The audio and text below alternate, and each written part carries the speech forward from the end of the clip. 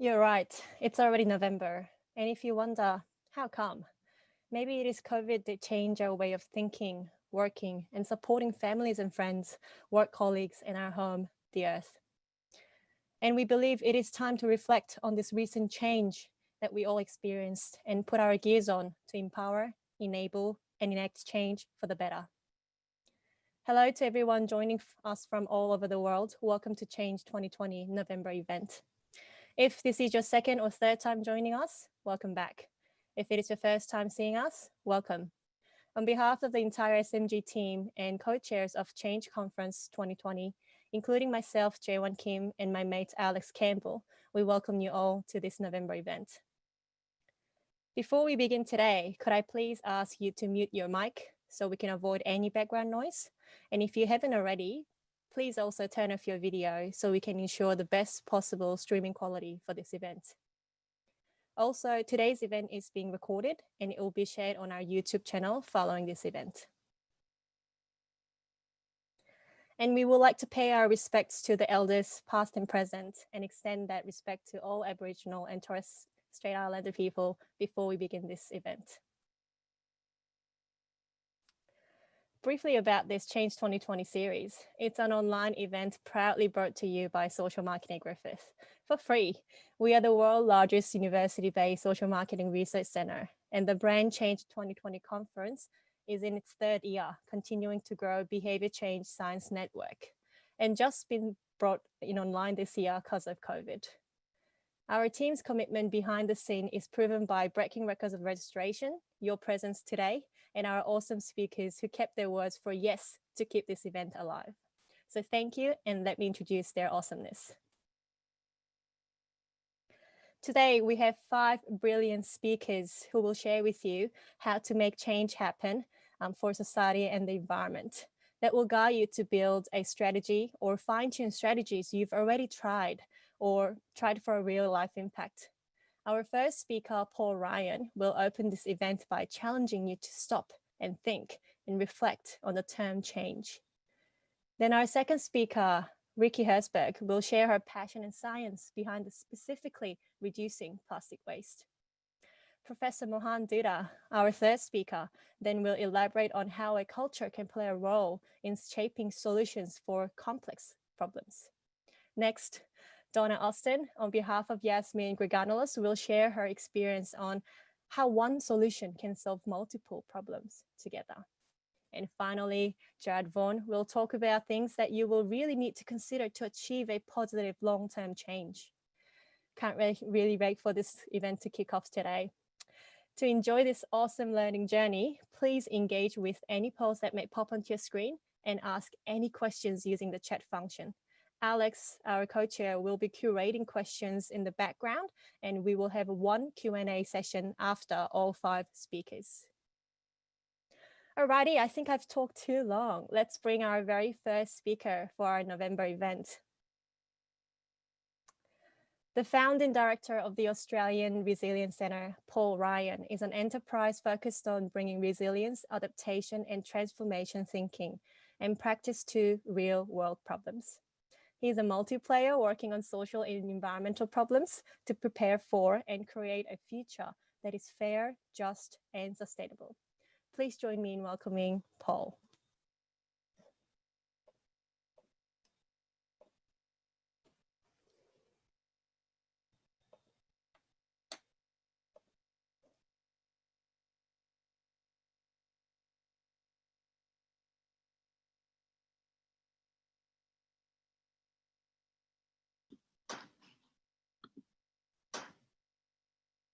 Thanks, Jae-Won, and thanks for the invitation to be part of this. I'm really thrilled to be part of this fantastic group and really looking forward to this session. If you want to go on to the first slide, Jae-Won.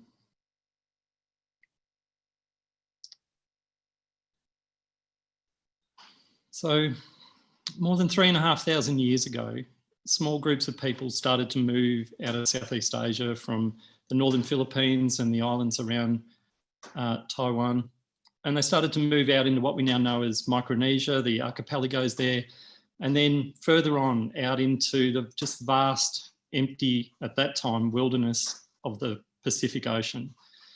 And over the next 1,000 years, those people explored, they settled, they moved between hundreds of islands across the Pacific in what we now call Polynesia, and the fantastic culture of that part of the world, and we're so privileged here in Australia to be neighbours with.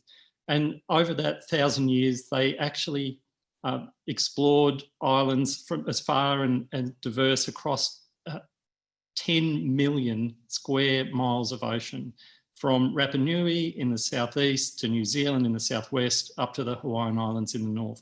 It is one of the great stories of human exploration and human endeavour, and it's been something that's inspired myself and a group of colleagues over the last 5 or 6 years to think about the challenges that we face in our societies, our humanity, to think about the future that we're moving into.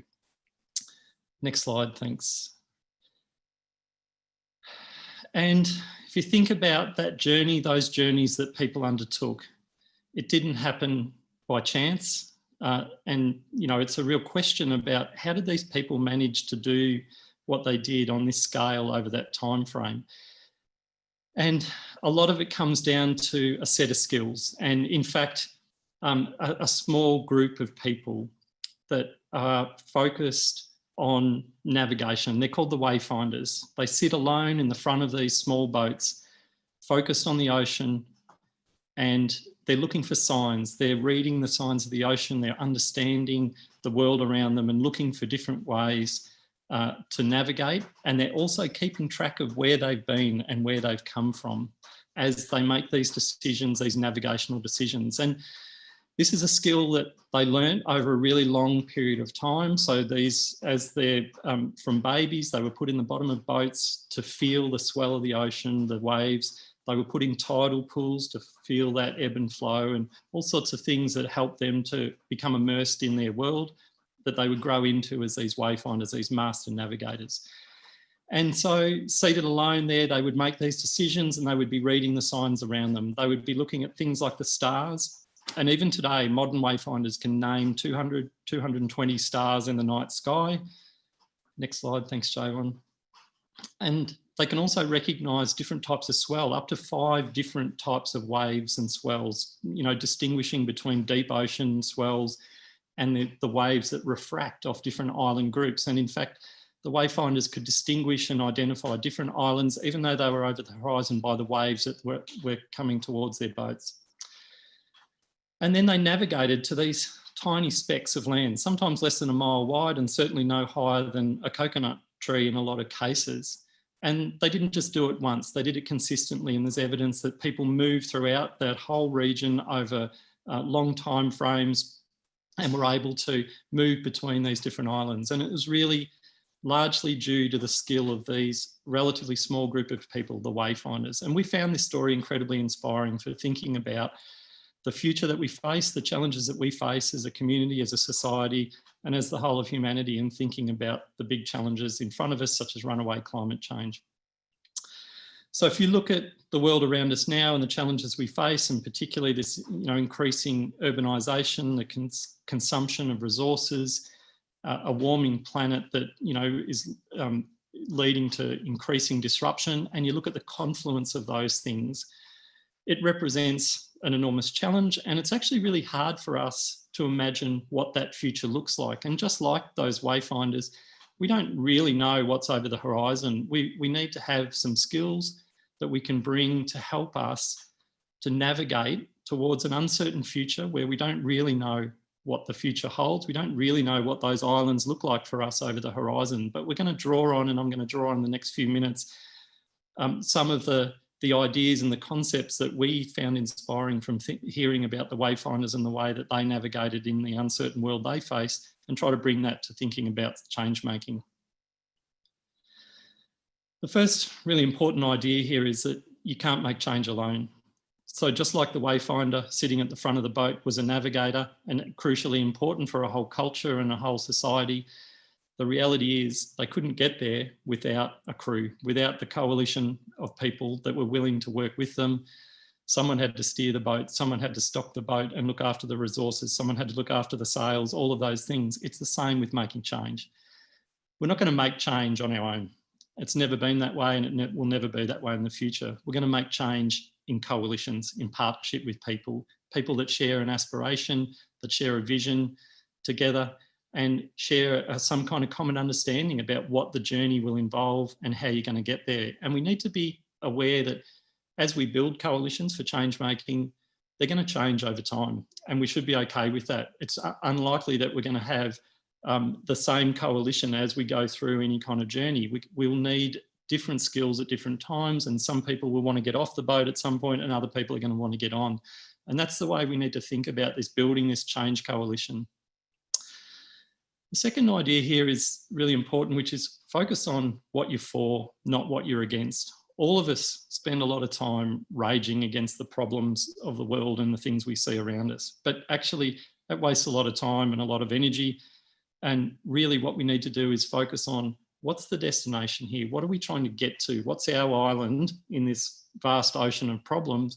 What does our island look like? And there's a beautiful story from the wayfinders that the master navigators, the really, experienced wayfinders, actually conjured up out of the ocean and pulled towards the boat the islands that they wanted to get to. And I find that a really powerful idea to think about us as people trying to make change, not being stuck in the problems where we are, but thinking about pulling that future that we want towards us. And that changes the perspective that you have, that we're not stuck where we are.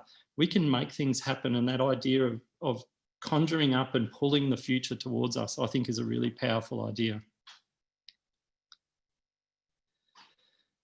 Of course, we need to seek balance. And if we have everyone sitting on one side of the boat, it's going to tip. And we do this a lot in our change making. We surround ourselves with people, like-minded people. We look at the information that reinforces our worldview. We don't think about how we share power. We don't think about those people who may not have a voice.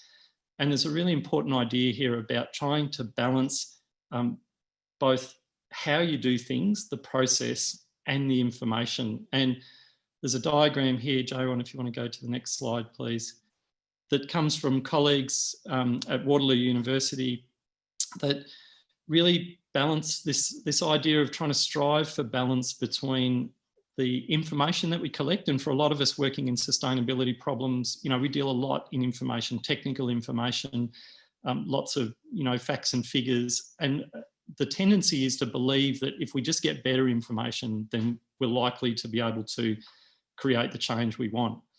But we know that if we do that, if we focus on that, I'll just back, if you don't mind, Joanne, if we focus on that too much, if we focus on information too much, that's actually going to disenfranchise a lot of people.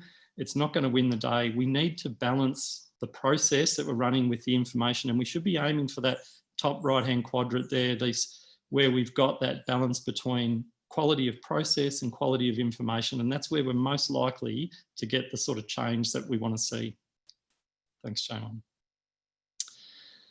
I mentioned that the wayfinders were able to read the signs, and of course, we live in a messy, noisy, light-filled world, and it's sometimes hard to see the stars. But actually, because we don't really know what it looks like over the horizon, we don't really know what our islands look like that we're aiming for, that we do need to keep an eye on some important wayfinding points, these stars that can help guide us in all sorts of conditions. And they're different stars. The wayfinders used to track through the night sky as stars rotated around the planet, or the planet rotates, sorry, that they would track these different stars as they emerged on the horizon.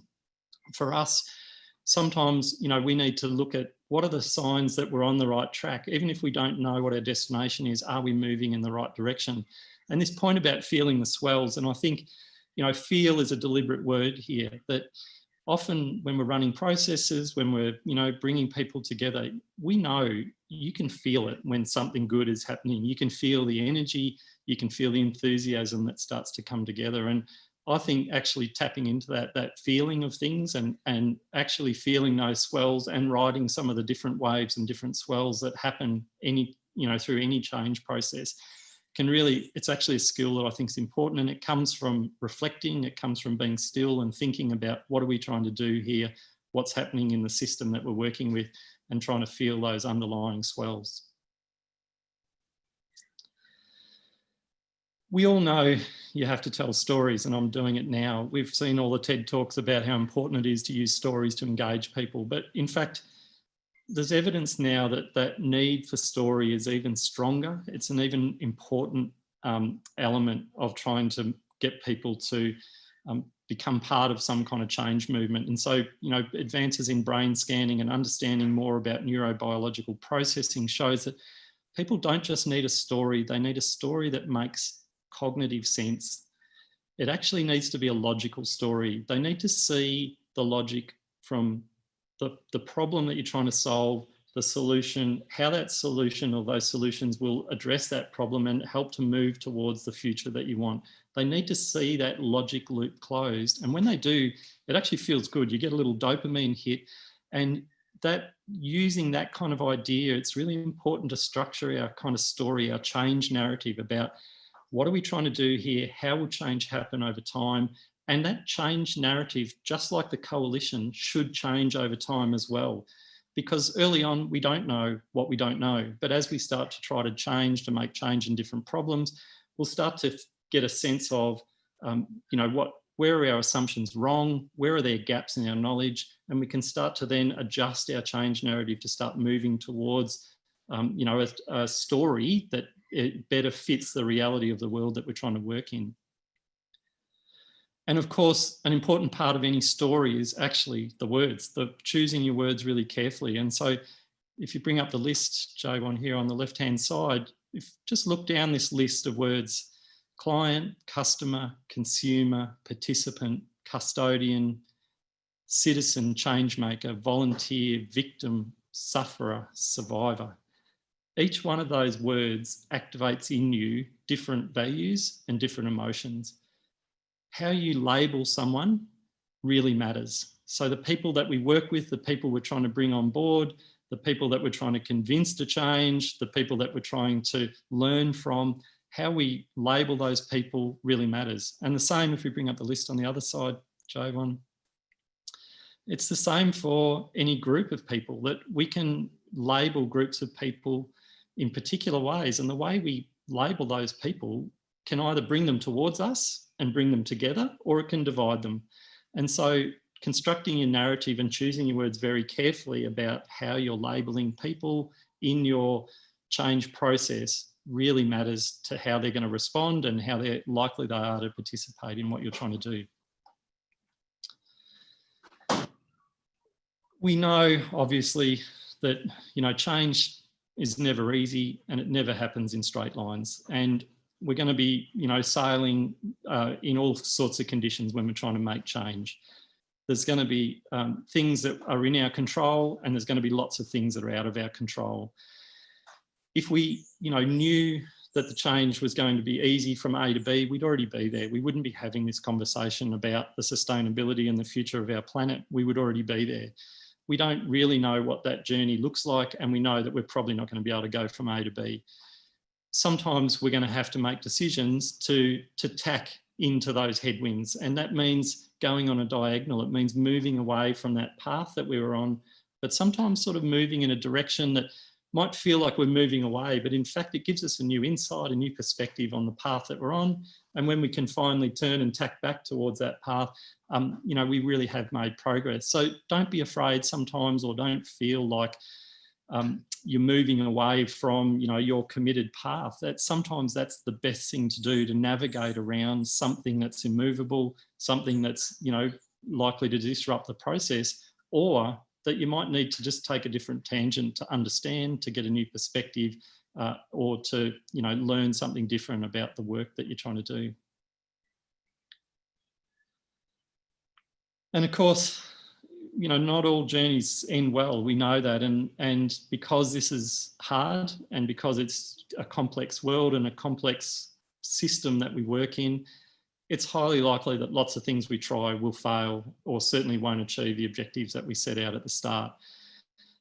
We need to be really honest with ourselves and honest with the people around us, I think, when we start on these journeys, but also, you know, when we finish these journeys, about being realistic about what's happened and what we've achieved or not achieved. And we're all under pressure, you know, the cult of success, we're all under pressure to, you know, succeed and to be successful, and to show our funders that we've hit our KPIs and all of that kind of stuff. I understand that, but the reality is, most things, in fact, the majority of things I think actually don't achieve what they set out to achieve, but they achieve other things, and you learn a lot from it. And I think as long as we continue to learn from our failures, they're not failures, they're actually just another part of another little piece in the puzzle. And the key thing is to learn and to take that forward so that your next journey looks slightly different. Thanks, Javon. So here's our little kind of set of thumb rules that we can put up to the horizon to help us to navigate some change. And there's some others here, but so thinking about that coalition and bringing people together, building that coalition and thinking about who needs to be part of that coalition. Focus on what you're for and think about pulling those islands towards you, the destination towards you. Don't all sit on the same side of the boat. At some point, you're going to hit a wave and it's going to tip you. So think about how do you balance process, people, information, power, those sorts of things. Create that change narrative, the story, and make it sure that it completes that logic loop for people so they understand how change will happen. And that'll feel good. And if you choose the right words to activate the right values, that can become the change narrative itself, becomes such a powerful part of the change process. All of the great changes in history have come about because of a great change narrative. Read the signs. We are surrounded by noise, but actually tuning in and learning what are the signs to look for, the ones I need to concentrate on, and feeling those swells can really be, it's a skill in itself, but it's so important. And it's, we'll hear that from our next speakers about all of them, about those, the way they've learnt to kind of read their problems and challenges. Change never happens in straight lines. And so we have to be prepared to navigate around obstacles, to sometimes to tack to, into strong headwinds. We might have to tack into those to make sure that we're still making progress, even if it doesn't feel like it. And of course, not every journey ends well, but we have to learn. And the thing that's not there, the last thing I'd say is when you think about these wayfinders setting out on these journeys, they must have had a vision. They must have had a narrative, a story about what they were going to do and where they were going to go. But I think for me, first and foremost, they must have had courage, and they must have had courage to let go of things behind them. It must have been incredibly difficult to sail away from a known place, a known, family and a known system, to set off to an unknown place over the horizon without really knowing what that place would be. And I feel like that's a really important ingredient for all of our work, is to have courage to let go of some of the things from behind and to focus on some of the things to the future. Last but not least, I just mentioned a lot of these ideas have come from Wayfinder, wayfinder.earth, which is a tool that we built a few years ago with my colleagues there, Elin, Alison and Lynn, from the Stockholm Resilience Centre and the Resilience Alliance in partnership with ourselves. And the process itself is targeted very much at thinking about sustainability in the Anthropocene and the age of humans. It's very much about the big sustainability challenges. There's a lot of resources in that tool, and I'd really just encourage you to go and have a look and explore and dig into the resources. There's lots of videos and all sorts of things. So there's a resource there to draw on that pulls together a lot of the ideas and the things that I just talked about. And I'll leave it there. Thanks, Javon. Thank you so much, Paul. That was really a true and humble talk, Paul. I personally loved your message on focused on what you are for, not what you're against. And was it a seeking balance? As a behavior change scientist, the more we do this work, it's too easy to get stuck in our, your own mannerism or point fingers at the people that you really need to hear from, because we are also human who gets tired trying. I might try tonight to step back and find a balance and reflect on failures and hope this could, reshape my own definition of change. Thank you so much for that. And I think it's time to tap on a real life example who already found and enabled her own definition of change. An unexperienced waste and resource recovery advocate, Ricky, has an extensive background working with NGOs, government entities and corporates, both locally and internationally. She's also regarded amongst industry peers for her ethical and collaborative approach to engage people with purpose to deliver successful environmental outcomes for the planet. Please welcome Executive Director of Plastic Oceans Australia Foundation, Ricky Herzberg.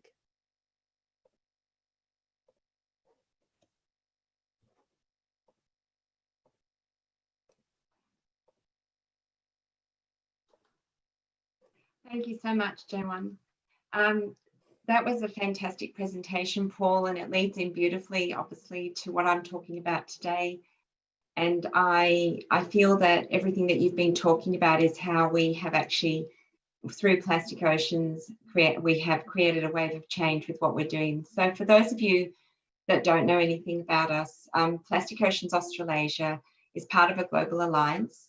And we were formed in 2008, originally in the UK, and we actually formed in Australia in 2017. Our main purpose is to change the world's attitude towards plastic within a generation.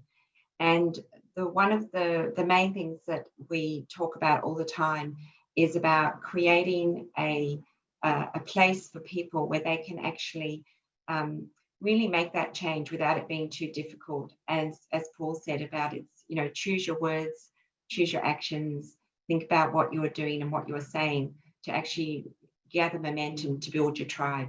So as this is very much about saving the planet, I really wanted to share with you a little bit about us and how we started. So a lot of people know about us because of the film A Plastic Ocean, and the film is very long. It's on Netflix. It's an hour and 40 minutes, and clearly I only have a few minutes with you today. So what I wanted to do is just play for you the 2-minute trailer, which is actually on YouTube, but I wanted you to get a little sense of where we're coming from and who we are. Could you play the film, please, J1? I remember the first time I saw a blue whale. Oh, look. Wow. I followed them since childhood. What do you think it's from? Is it from a ship? I could see plastic everywhere. We were in what we thought was a relatively pristine environment. I started to wonder what was happening in oceans elsewhere on the planet.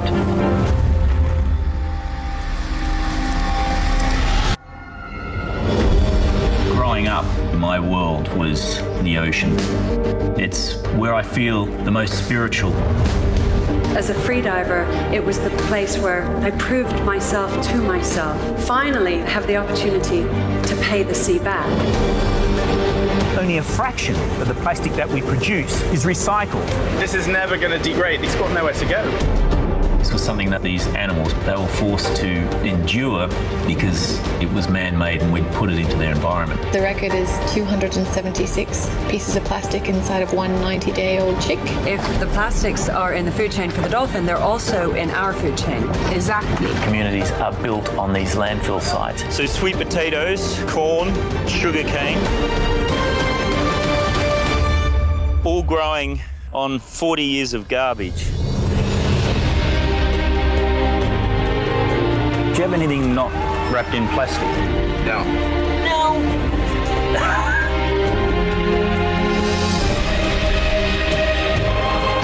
We have to make our life better for our kids' children.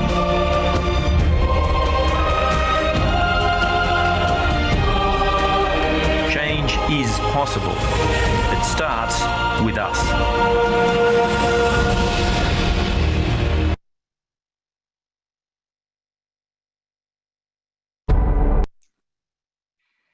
So that's just a little snippet for you. And I have to tell you, every single time I watch our film, and I've watched it countless times, I always get little shivers up and down my spine. And this film was made in 2016. We launched in 2017. It's been shown in over 120 countries around the world. It was the start of the momentum with many, many other films coming behind. Visual presentation is the fastest way to help make change. And as you all know, plastic is one of the products in the world that we've been fantastic in producing something that is actually indestructible, and plastic stays with us forever. And I've got a couple of little facts on there. I don't really expect you to read them, but just to give you a bit of an idea of what's been happening, that was with our problem. the impact of everything that we've got happening with all this plastic that's in the sea is actually causing us to be drowning in plastic. And for a lot of people, I don't know whether they realize that 80% of land-based plastic comes actually from the oceans. And the oceans actually cover 70% of our planet. In addition to that, the oceans absorb the most carbon from the atmosphere. So we have a big problem, and how can we change? How can we help make change? And that's what we do at our organisation. And the solution, we have to come up with a solution. So we've talked about the problem. Just go back a moment, please, for me, Joanne. So we've talked about the problem. We have too much plastic. Plastic continues to be made at alarming rates.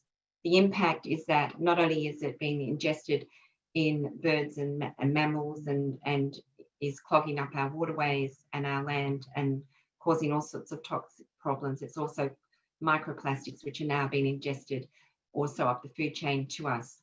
So what's the solution? We have 3 ways that we work at our organisation. Next slide, please, Joan. And the 3 things that we do. Everything that we do is underpinned through science and research. So the film that you saw was underpinned by scientific research over 8 years, and we travelled to 23 countries around the world. All of that science and research, we have used that to actually deliver 2 areas in our business, which is business sustainability, which is another big pillar of our work, which is working with businesses, government, and community groups, SMEs, etc. And then the third one is actually the education pillar. And that's the one I'm going to talk briefly about today, because for us, it's all about the education. Next slide, please. So the science and research is talking about the movie and the film, and we've got a technical advisory panel, which you can move to the next slide, please, where we've got the document behind, which I've just mentioned. So we can move to the next slide, please. And that our technical advisory panel, we have scientists that are working behind the scenes with us on projects locally here in Australia, and also we gather data from all over the world. Our next pillar of work is business sustainability, and we do that by engaging people into a program where they can actually be change makers, which is one of the words that Paul used in his presentation as well, volunteering, community outreach, and it all creates what we produced, which is called the EPIC program. EPIC is a program for big people, as we call it, out there that want to make change in their workplace. And this program is an offshoot of what we've created, which is actually the main thing I'm going to talk about now, which is going on to our education program. Next slide, please. So our wave of change is through education, and that is done through schools, educating children from prep all the way up to university. So our program is teaching them on the job of what to do and how to recognise the plastics, and it's no easy feat for the kids to do that. And also the theory through curriculum with the schools program that they do. And we basically created what we call a sandwich approach, where they learn from the top down and the bottom up to squeeze the plastic out in the middle. So I always say we're trying to get rid of that, the slice of plastic in the middle of what they're doing when they're at school. So next slide, please. So the next part of what we're doing with this program that we have, the challenge program, is we've reverse engineered how to fast track the phasing out of single-use plastic. And we're doing that by focusing on Gen Alpha and Gen Z. It's the young people that are going to be able to really move this rapidly. Next slide, please. And how are we going to do that? Our program that we have created is very much about encouraging the children to actually change the village. And you've all heard of the saying that it takes a village to bring up a child. Well, we found with what's been happening with plastic and how insidious it is to actually get it out of our lives, we have to do something in a different way. So our model is basically for every student, they have the reach to reach 450 people. And those 450 people that they can come in contact with, they can actually help those people change their habits because of what they're learning to do when they're actually at school. So we have a little team, a group of kids that get together at the school, and they create the Plastic Oceans Australasia education program. They reach out to everybody in their school, and on average, this is the number for 400 students in the school across Australia. That's the average number. So we've worked out the chart for you to just demonstrate how this works, is that there's 400 kids in each school, and it's a ripple effect. So they work in their school for 12 months, and they're making a change within their school, within their own school community, with their teachers, and then they go home. So then you see the outer ring there where they're the community. They go home, and every child has contact with around 450 people in their life. That's not talking about, that's, you know, including their family, their friends, where they go to do sport, everybody that they're connected with. So that's how this then grows and grows. So the relationships per child.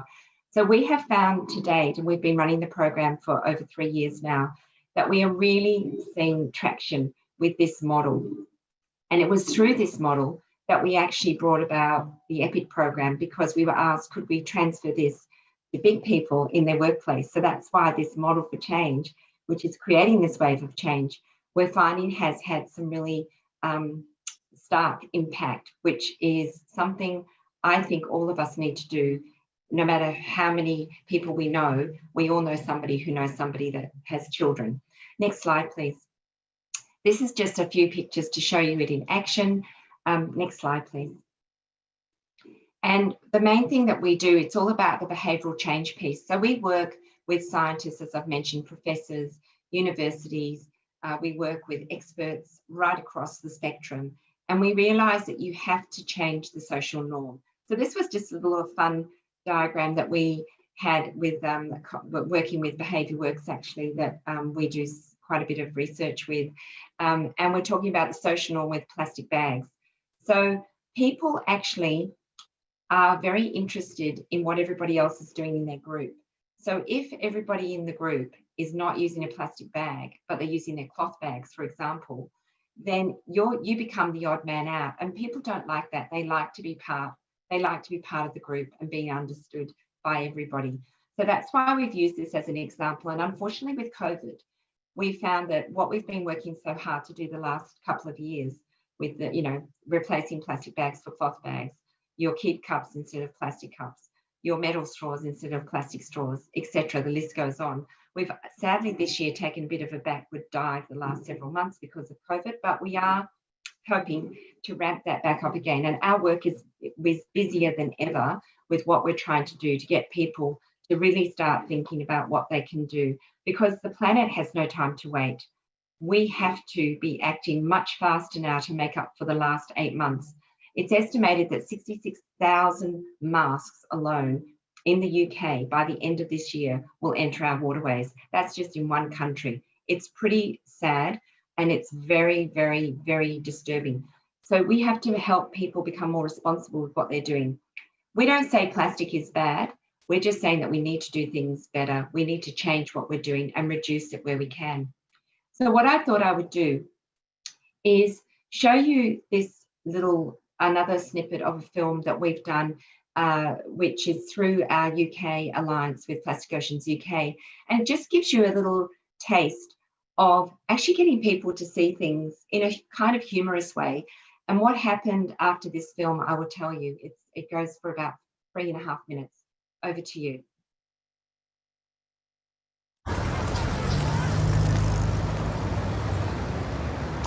Hey, yeah. Can I have fish and chips, please? Are you eating in, yeah? Can I get fish, chips and curry, please? Twice. If you want to sit on that table there, and I'll fetch it over to you. Okay. Can I sit with you? What are you doing, you? Just kind of stopping it and down there. No, that's not. There you go, guys. Got curry and fish and chips. What's that? What the hell? Hey, excuse me, it's fish. I don't think this is real. I ordered fish and chip pal. Where's the fish? I don't think we want fish at all. Where's the fish? Yeah. It's a bottle with batter on it. No, that's plastic. The fish chips and curry, yeah. Not a plastic bottle. Not a plastic bottle. You have to check everything. This was inside. Come on, will you? You actually take it. You expect man to be in the kitchen, That's plastic with a piece of plastic in it, mate, with 5 chips. Can I change it for another one, please? Because that's... You're lucky they're not going to put it on social media. Do you want to eat it? Listen, mate, that's plastic in batter. Can we have our money back, please? Where's the fish? There's not a chance. Here. It'll tell you. Change my meal. Are you on the same planet? Speaking of the planet, it's estimated, right, by 2050, there could be more plastic in the sea than there is actually fish. This could be the food of the future, couldn't it? You know what I mean?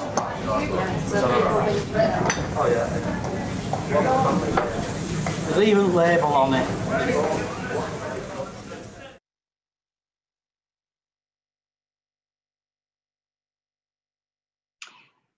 Thanks, Joanne. So that little hidden camera film was taken by the owner of the restaurant who you saw there, and he put his sort of neck on the line there he was really getting upset about what was happening. And we hear a lot about the microplastics and that we're eating, you know, it's in the food chain, and there's lots of study and research being done about the microplastics in fish. And then of course we as humans are eating fish, and that means it's going inside us and we're ingesting it.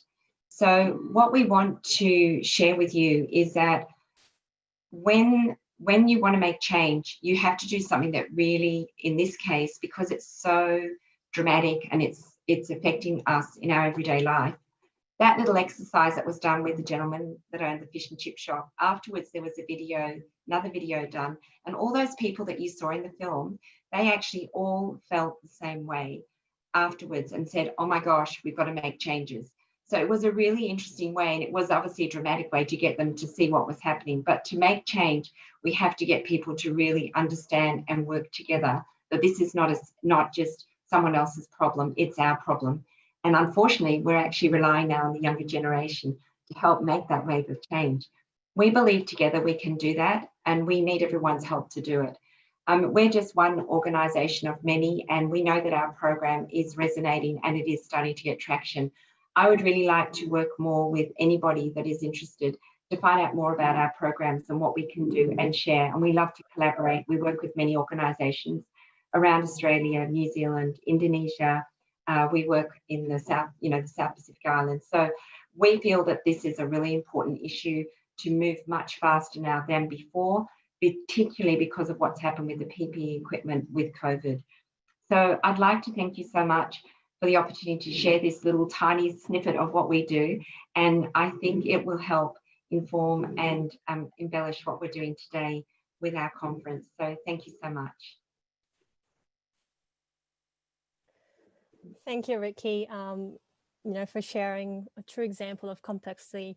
The generational change and social norm aspect were particularly marvelous because we need this now to save our own species from the negative impact that we make to ourselves by over-consuming products like masks. Personal hygiene and saving planet. It's a dilemma that I face every day whenever I have to wear masks to go to work. Just pulling over this thinking onto the shoulder, I would like to introduce our next speaker to add just another possible layer of complexity here. Challenge accepted. Righty-o. Dean's Chair Professor of Communication in Massey University and the Director of the Center for Culture-Centered Approach to Research and Evaluation. Professor Mohan Duda's research examines the role of advocacy and activism in challenging, marginalizing structures, the relationship between poverty and health, political economy of global health policies. Please welcome Professor Mohan. Kia ora. Ena mana, ena reo, ena karangatanga maha, tēnā koto katoa, te mana whenua o tēnei wahi, te rangitane, tēnā koto o tira, ena iwi whanui, tēnā koto katoa. Kia ora from Aotearoa, New Zealand. And I'm so delighted to be part of this conversation and to follow those two excellent presentations by Paul and Ricky, I also want to give a quick thank you to Professor Sameer Deshpande, who has been an interlocutor in this journey, particularly in the conversation exploring the intersections of what we do at the Center for Culture-Centered Approach to Research and Evaluation or CARE, and social marketing approaches. What I thought I will do today is talk about the concept of communicative equality as the heart of social change, describe the culture-centered approach, the framework that we apply to developing change interventions, and use that to wrap around the concept of indigenous sovereignty and the ways in which the concept of indigenous sovereignty offers us a framework for addressing issues of climate change and climate justice. Next slide, please, Sean. At the heart of my talk is the framing of the question of climate change and sustainability within the context of justice. So I will argue that the question of climate change is fundamentally one of climate justice. So it is important to pay attention to the deep inequalities across the globe and the ways in which these inequalities then work through the domains of climate change, with the effects of climate change most likely to be felt and most often felt among communities that are most disenfranchised. Next slide, please. So if we look at the global trajectories within the context of the broader question of climate change, we see that the kinds of environmental risks that are borne disproportionately by the global poor, the effects of global change that are borne by communities at the margins are constituted amidst ongoing displacements of these communities from their spaces of livelihood. Certainly within the context of indigenous communities, we see ongoing targeting of indigenous land as a site of acquiring resources, even as at the same time we talk about sustainability and building sustainable solutions. So we really have a paradox here, particularly in terms of the consolidation of transnational power, and on the other hand, the disenfranchisement of communities at the margins as participants in these change processes, as owners of change processes. Next slide, please. So the question that the culture-centered approach is interested in then is the question of communication, particularly in terms of, on one hand, the reliance on experts and expertise as the way for developing change solutions, and on the other hand, the erasure of communities at the margins from spaces of decision-making, the erasure of voices at the margins from participating in processes of decision-making, and the co-optation of tools of engagement, cultural participation within the dominant elite-led structures, such that the spaces for communities at the margins to participate in decision-making are increasingly shrinking. This is also then tied to the violence that we see across the globe targeting communities at the margins. If you look at the attacks on indigenous communities and on indigenous land protectors across the globe, you see the rise in violence. If you look at accounts of the number of murders of indigenous environmental activists, that's been on the rise. So really, the question for us then is, what do we do amidst these communicative erasures and erasures of platforms? Next slide, please. So the culture-centered approach then argues that these communicative inequalities, inequalities in access to spaces of representation and recognition, are tied to the structural inequalities. So the burden of climate change borne by communities at the margins then is tied to the erasure of these communities from spaces of decision-making where they could have a voice and they could meaningfully participate in change processes. Next slide, please. So communication then works ongoingly as a process of erasure. So, in a lot of our work in indigenous contexts with questions of land rights, for instance, what we observe is On one hand, indigenous communities are incorporated into CSR campaigns, change campaigns that are led by experts seeking to create a market for products and social change products within the realm of sustainability and environmental change. And at the same time, these communities are released from spaces where they could participate. So it's an irony in a sense that the erasure works alongside the incorporation of communities into expert-led tools that are projected as or marketed as bringing about social change. Next slide, please.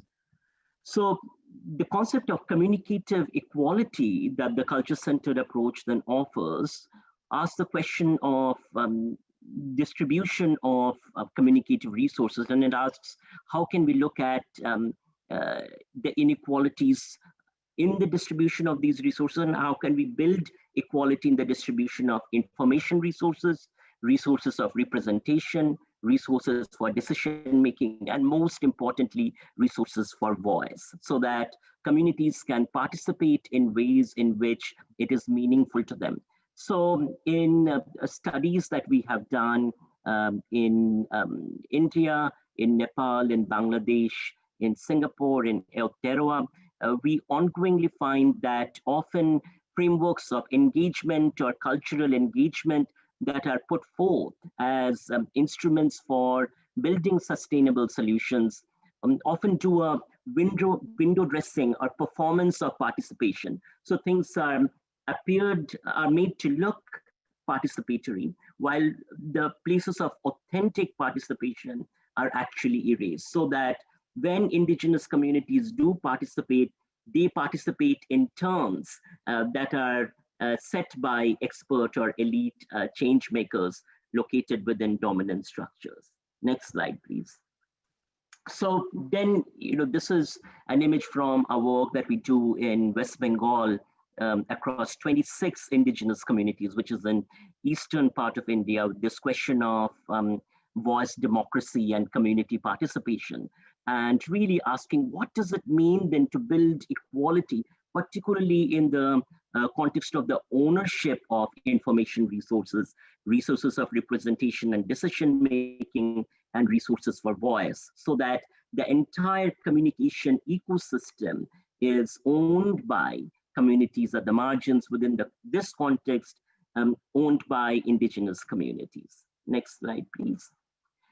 So at the heart of this work then is in the context of Tereo, we talk about it as a concept of Tinoranga Tiratanga, which is sovereignty. In our work, we talk about this as communication sovereignty, such that communities at the margins, indigenous communities actually own the communicative platforms, communicative resources, communicative architectures. They set the rules for how participation actually takes place in these architectures. They determine the processes of change and actually then design, implement, and evaluate these change processes. So in this sense, the important point here is the transfer of power into the hands of communities in transformative ways, recognizing the capacity of communities as producers of knowledge and the sovereignty of communities as owners of that knowledge to actually serve the interests of communities and future generations. Next slide, please. So there are 5 key tenets in the culture-centered approach, and in the work that we do, I will walk through each of these tenets. The first concept is how do we build a methodology in social change work? We can talk about this as how we can invert the dominant ways of doing communication and creating communication messages and campaigns and actually turning them on their head, inverting them, so that we begin by, in the words of Gayatri Spivak, learning to learn from below. So, one might say that, well, in our work, we do formative research. Isn't that all about learning to learn? And the culture-centered approach would argue, based upon voices from our work within Indigenous contexts that this is not really formative research. This is about ownership of the agenda, the decision-making processes and spaces, the evaluation tools, as well as the tools of change by communities. So the entire change infrastructure is owned by communities at the margins. So this is really about transformation of power relationships and the traditional ways in which power is organized. Learning to learn from below then is also about creating spaces for challenging our dominant theories of change based upon the theories that are emergent from the participation of the margins in the change processes, which means that we need to attend to habits of patient listening, to an ethic of the other, where the work of listening is not simply about gathering some data through surveillance in order to tweak a system or tweak an already existing structure, but it's really fundamentally about asking, what do we need to transform in this structural configuration? What is actually the fundamental problem in the ways in which power is distributed within the structure, and how does that need to be transformed? That then therefore means, and this goes back to something that Paul was talking about, which is the willingness to work toward an other imagination, an imagination that is not here, an imagination that is not already existent within our existing architectures and infrastructures. So this is an invitational orientation that actually invites us through the process of dialogue with communities at the margins to imagine other possibilities in terms of how we organize our communities, our societies, our political economy, and our broader global configuration. These three concepts then, Jian, can we go back to the slide, please? These three concepts then tie in with two other concepts, the one of indigenous sovereignty, recognizing Tinuranga Tiratanga, the sovereignty of indigenous people as owners of indigenous resources. So for instance, respecting and learning to respect the orientation toward and the knowledge about relationship with land that indigenous peoples bring to conversations, which actually challenge our dominant framings of land as property to be owned by the individual and transacted in the market. So the notion of land as community, as communal bearing that connects with community to our health and well-being and intertwined with the ecosystem is a different kind of knowledge system that this points toward. The other question is one of indigenous stewardship, which is the orientation that indigenous communities hold toward protecting the resources for future generations. So there is already a built-in epistemology about the protection of resources for the future. So these concepts in this sense really question the idea of the dominant logic, and the dominant referring to the existing capitalist configuration where resources are held by very few, and the decisions are made by the few, by the elites, to perpetuate their agendas of accumulation and gaining greater control. So this process of voice then inverts the dominant structures of meanings that we come to inhabit. Next slide, please. So this is the work that we do with the women farmers. These are outcast or Dalit women farmers in south of India. And it is within the context of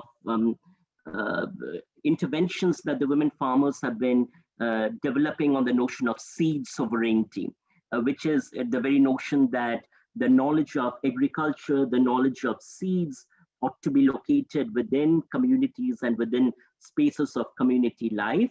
Seeds are not to be transacted through the market, but rather seeds belong in everyday relationships, in communal networks to be shared. So the women work in sanghams or women's cooperatives, and they have created a sustainable system of doing agriculture, particularly with climate resilient crops, by creating these seed banks where they give out seeds to each other. And these seeds are given out without the concept of having to transact the seed or purchase it at the market, but rather simply sharing it with each other through the bank. And whenever someone has extra seed, they deposit it to the bank. Now, one of the ideas that emerges from this work is the notion of communication sovereignty. The women say that we can tell this story of seed and seed sovereignty only when we own the communicative infrastructures. So they run these community video storytelling interventions. Next slide, please, Jeon. They also run these community radio stations, the Sangham radio, through which they share their messages, and the ownership of the radio wave, the ownership of the video production and the storytelling is in their hands.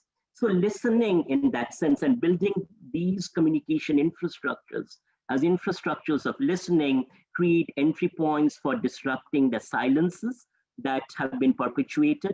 They create openings for other imaginations through invitational spaces for listening to the practices of communities at the margin. So we have now a different model of doing agriculture, particularly climate resilient agriculture, by listening to the voices of the women. This imagines alternative socio-political economic structures and make our dominant categories impure. Next slide, please. So part of the work then in building these communication infrastructures is the question of how do we sustain these communication infrastructures. So that work of change has to be anchored in building strategies for creative responses of sustenance by connecting with support across spaces. So the work of building networks of solidarity becomes vital. Attention to timing becomes vital in terms of when to introduce the change processes, what kinds of narratives or stories to share, what kinds of narratives to protect. These become vital because, of course, these communication structures, when they are working, they are also challenging the dominant structures and then co-creating multiple nodes for voices to be heard. Next slide, please. So through the participation of the women within this context of rural agriculture in one context of our work, what we demonstrate is that these spaces of participation become the basis for imagining radical democracies of the everyday. And these radical democracies then actually build registers for imagining alternative possibilities that challenge the status quo. So thank you so much for giving me this opportunity to present, and I look forward to conversing further with you. Thank you so much, Mohan. That was very thought-provoking presentation. You've mentioned about learning to learn from below, and you've mentioned about the word co-creation along in the line of your presentation. That's one of the key core values that Social Marketing Griffith holds, and we do have a protocol around that. So I was thinking, when Paul in his presentation, when he talked about choosing the right word, and it moved to Yasmin about raising a child and working with a child to change a village, and that got onto you talking about working with the climate resilience agriculture, and hearing from them, it was really inspiring.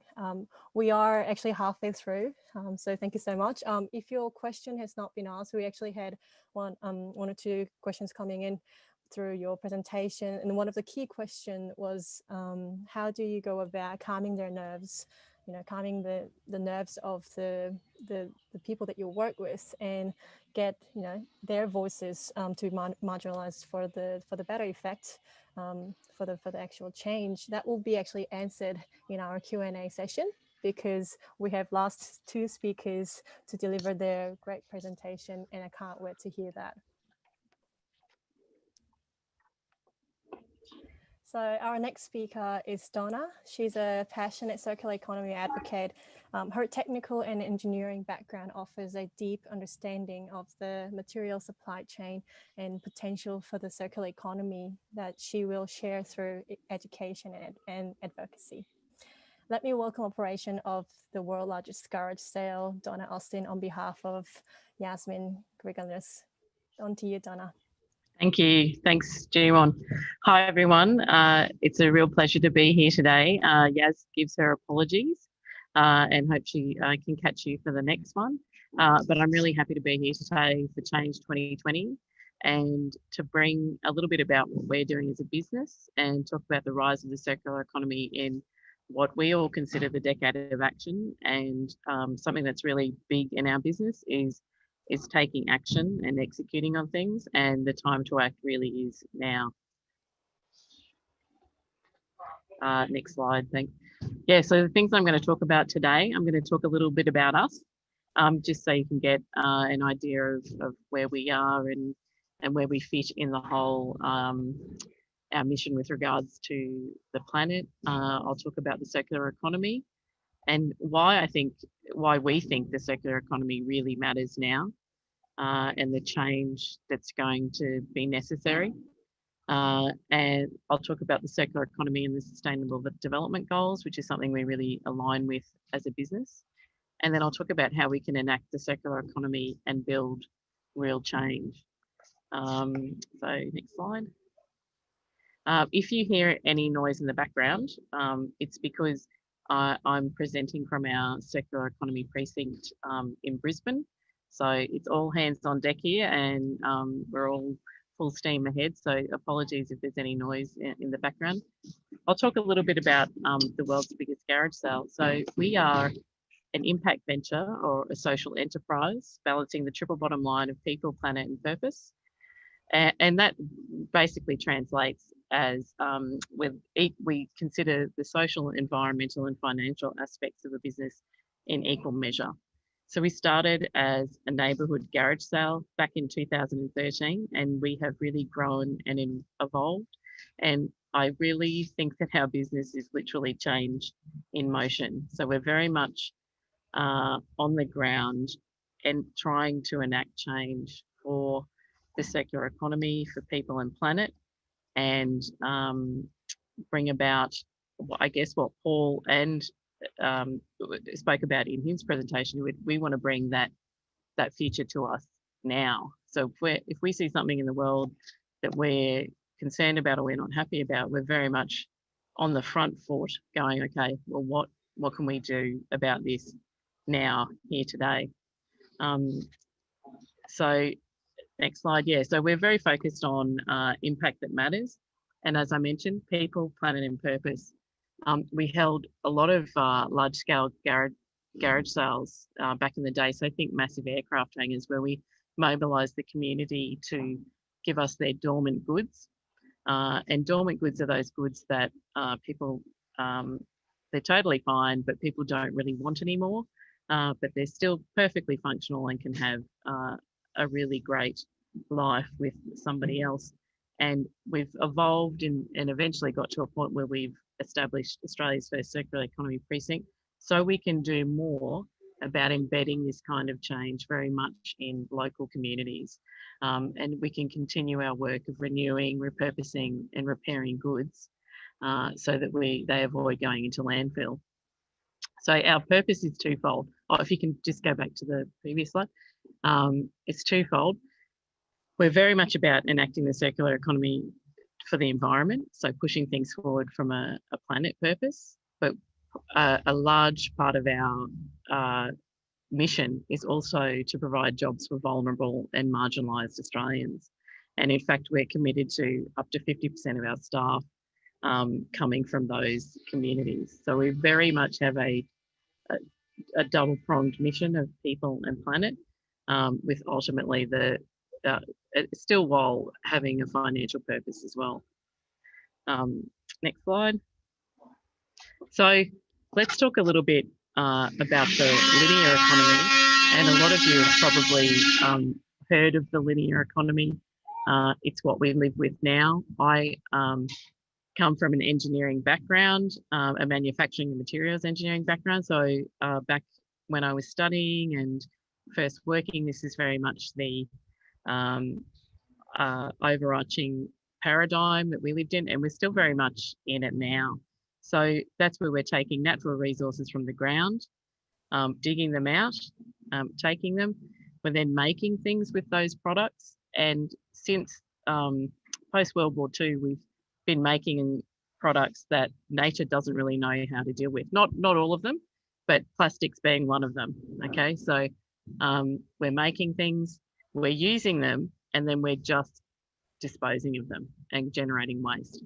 And there's very little thought in those early stages when we take something and we make something of really thinking about with the end in mind when we're designing products and when we're building systems as a society that then will capture products when they get to their serviceable end of life so that we can do something with them. And I think it's probably fairly obvious to everyone who's listening today that that is not a sustainable model moving forward, and change is necessary right now.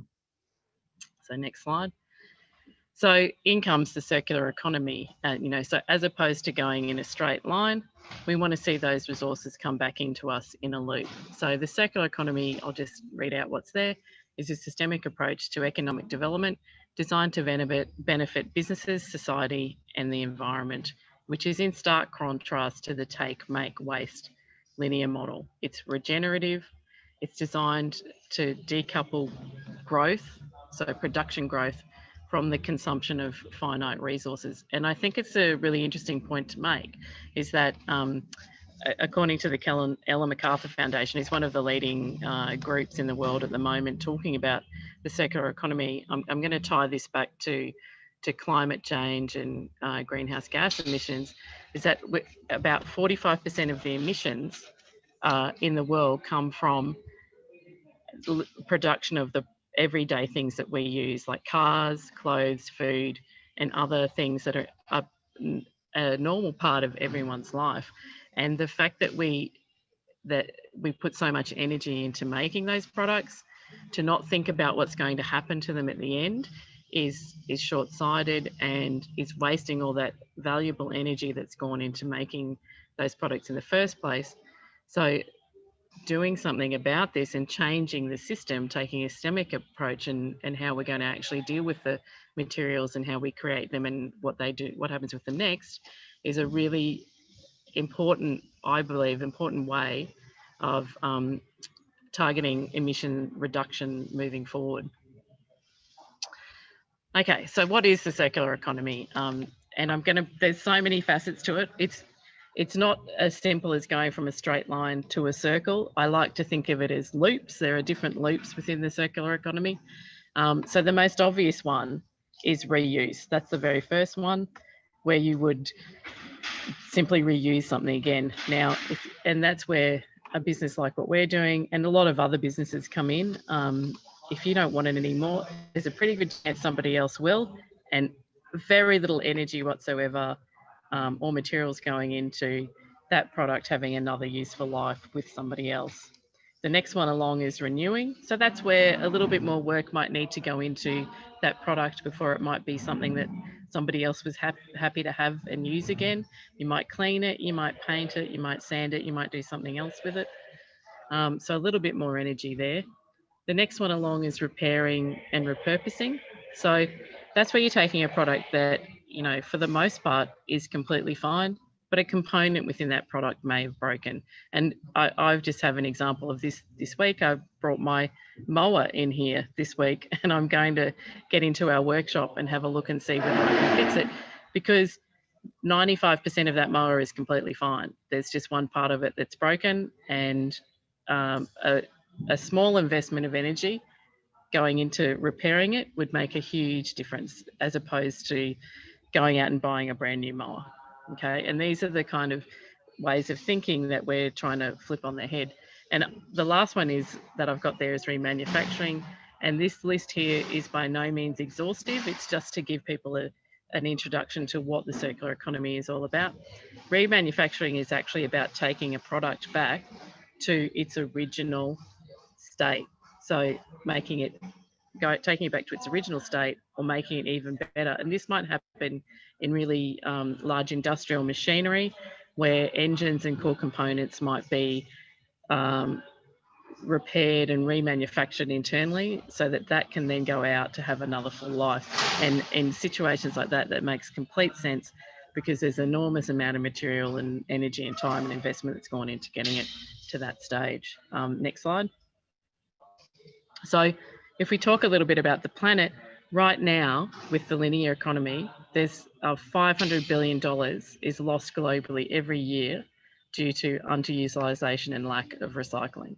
So that's a huge amount of product and resources that could have had a second life, or had they been better designed initially, would have been in a better place to have that second life. And so that's one thing. Next slide. We love this quote from Will.i.am. If you don't know him, he's a rapper in the US. Waste is not waste until we waste it. And why I love this quote so much is because a lot of what we're trying to do as a business is push up against social norms. And, you know, waste doesn't exist in nature. There's always somewhere that materials go in that cycle. But we have managed to create materials and systems where there is waste. But if we give things the word waste, then they will become a problem. Next slide. It's estimated that the circular economy is going to be worth $4.5 trillion by 2030. So sometimes people have concerns about moving to this new system of production, but really there's an enormous amount of opportunity in there that is fantastic for both people and planet. Next slide. So these are the Sustainable Development Goals for anyone who hasn't seen them. And where we are, we like to call them the world's to-do list. They came about in 2015 from the United Nations. And it's something that we're very strongly aligned with. And they're great to take a look at if you're looking at guidance or models for how to change things moving forward. We're very strongly aligned with SDG 12, which is responsible consumption and production, and a number of the other sustainable development goals. But the mission is to achieve a lot of these by 2030. So the next 10 years are absolutely critical. The decade of action. So how can we act? How can we bring about change? What can we do? Next slide. So I'm going to talk a little bit about innovation and the circular economy in action. So what we have here is Brisbane, and really Australia's first circular economy precinct, which was born out of the garage sale events that we had and a number of different pop-ups that we have. So you'll see here's a lot of our team. You'll see them repairing chairs and fixing desks, and there's some furniture there that we've worked on as well. And we like to consider ourselves a resource recovery centre, and we've just formed a partnership with Officeworks where we're taking their returned and imperfect products and we're putting them through a resource recovery process to bring them back to the market. So even though the whole concept, the idea of moving from a linear to a circular economy seems really daunting, it's definitely possible, and we all just need to make whatever steps we can in that direction. So we've already successfully taken those products and reintroduced them to the market through the precinct that we have now. Next slide. The next aspect of the circular economy in action is collaboration. And I noticed that that's been mentioned in a lot of our previous presentations, and it's absolutely critical moving forward. Supply chains and how they're all connected. One person can't be doing something in isolation. Everybody needs to be making steps in a particular direction at the same time for the best outcome for all. So as I mentioned Officeworks already.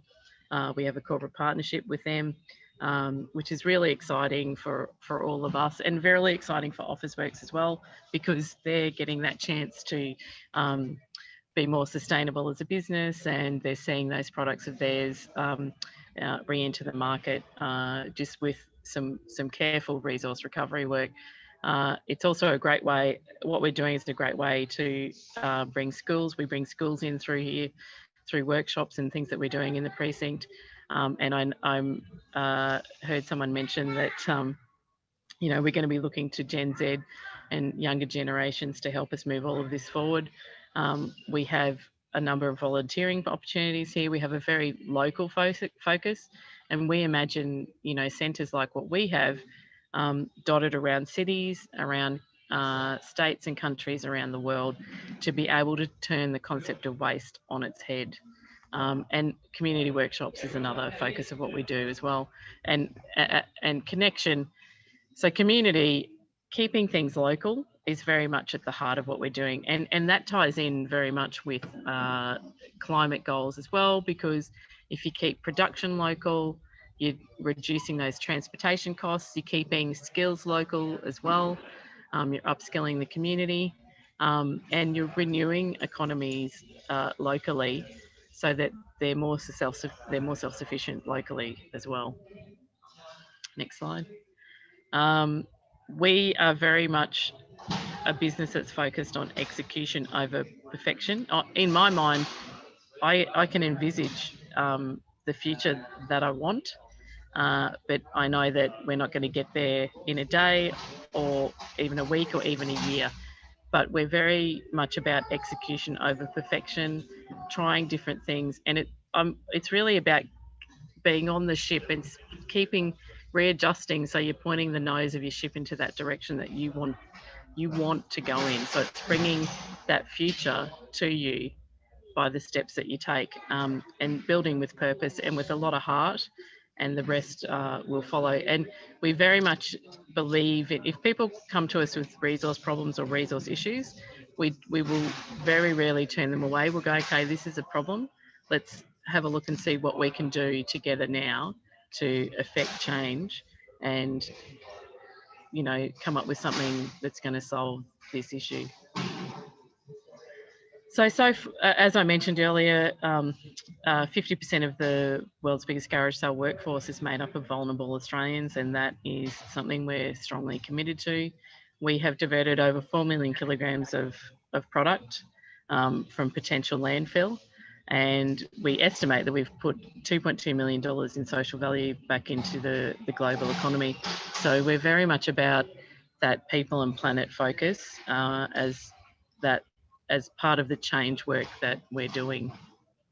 Next slide. I love this one. There is no planet B, and there really is no plan B. We can travel, we can put a lot of effort into traveling to other planets, and that's exciting, and I know that we'll learn a lot of things from that. But this is the planet that we're all living on right now. And we need to come up, we need to be working on that plan A, because there is no plan B to fall back on. The work that we're doing here is, and how it aligns with mitigating climate change, is really about people respecting the Earth's resources. They are limited, they are valuable, they do deserve our care and our stewardship, and we as a group of people really can do amazing things to be able to turn things around so that we're making the most of what has been given to us on this beautiful planet that we have. So we're all very much aligned to this mantra, I guess, of if a problem comes up that's just too much, then, you know, we're going to do the best that we can to try and turn things around and solve that problem. And this is a little catchphrase of ours: there's no time to waste, the world needs you. There is a sense of urgency.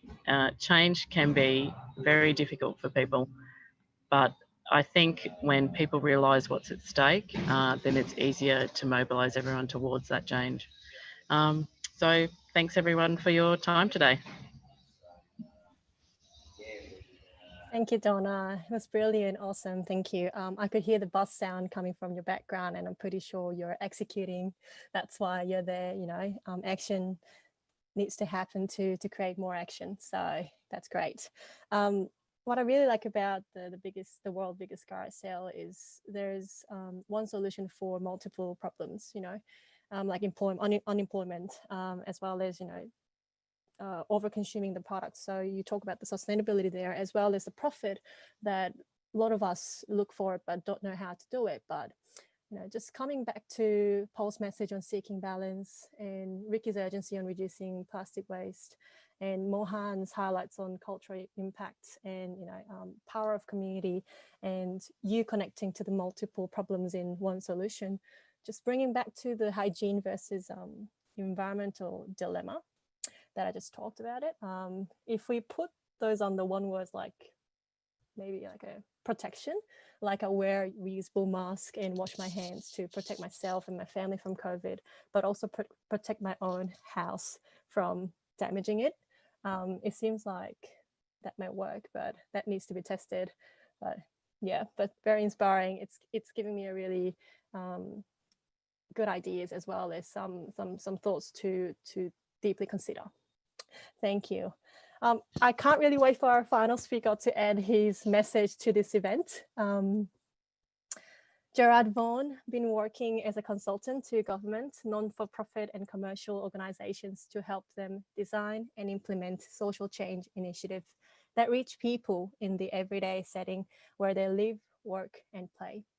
He has over 30 years of experience, wow, from the areas of health promotion, communications, social marketing, facilitation, coaching, program design, evaluation, research, and measurement.